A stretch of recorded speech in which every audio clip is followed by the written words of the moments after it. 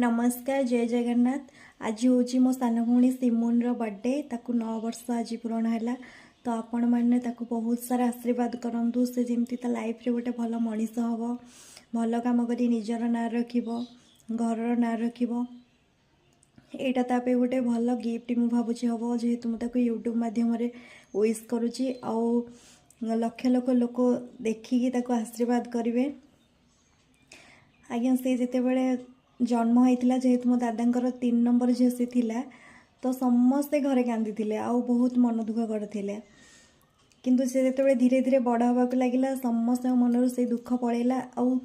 झील प्रति आम घरे जो